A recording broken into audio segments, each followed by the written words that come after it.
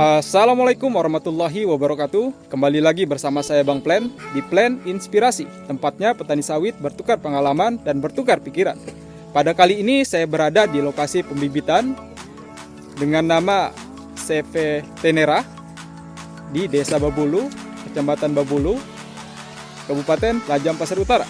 Ini adalah pembibitan sawit unggul yang bersertifikat. Yang ingin saya review pada kali ini adalah keunggulan dari bibit sawit TN1. Nah, untuk luas pembibitan CV Tenera ini berkisar 6 hektaran dengan varietas satu jenis yaitu TN1. TN1 ini mempunyai beberapa keunggulan. Salah satunya tingkat meninggi yang relatif lebih lambat dibandingkan varietas yang lain.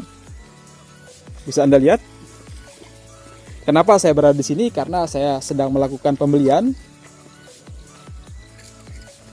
Ini adalah bibit sawit TN1, teman-teman. Adapun keunggulan dari TN1 ini adalah yang pertama, umur siap panen lebih genjah. Lebih genjah ini lebih cepat, yaitu berkisar 24 hingga 28 bulan. Kemudian keunggulan yang kedua dari varietas TN1 ini adalah kecepatan pertambahan tinggi batang rata-rata 41 cm per tahunnya. Nah, berbeda dengan varietas PPKS, kebanyakan varietas meningginya itu lebih cepat. Bahkan ada yang sampai 50 bahkan 70 cm dalam tahun. Nah, semakin lambat tanaman sawit meninggi, memungkinkan kita sebagai petani sawit mendapatkan produktivitas yang lebih banyak, menghindari kondisi replanting tentunya. Nah, kemudian yang ketiga, dengan pertambahan tinggi batang yang lambat, maka usia produktif dapat mencapai lebih daripada 30 tahun, bahkan mencapai 35 tahun.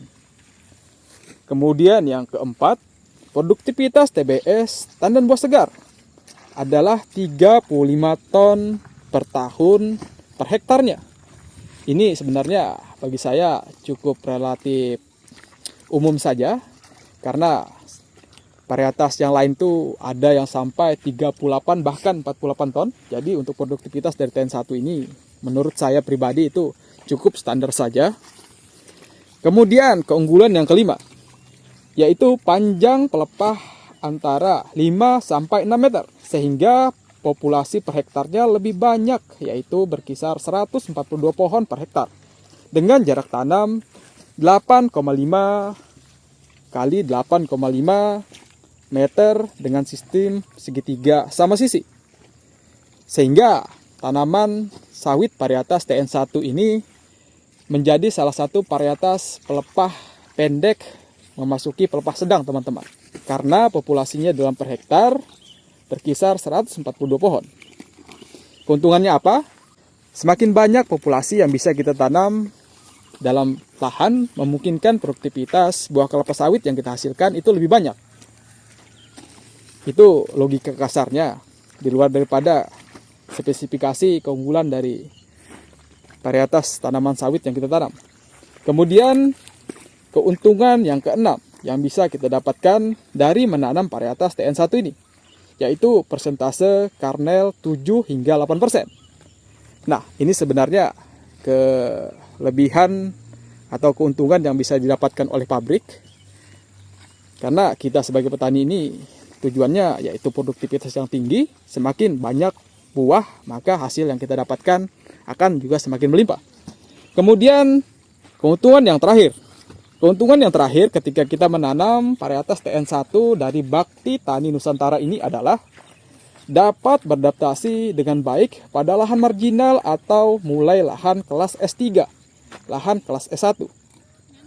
Lahan marginal ini seperti lahan gambut, lahan yang minim dari bahan-bahan organik dari tanah. Nah, varietas TN1 ini bisa tumbuh maksimal meskipun di lahan tersebut, teman-teman. Jadi ketika Anda ingin menanam tanaman sawit, pastikan dulu varietasnya. Sesuaikan dengan kondisi lahan, kondisi topografinya, baru Anda tanam di lahan. Saya rekomendasikan TN1 ini.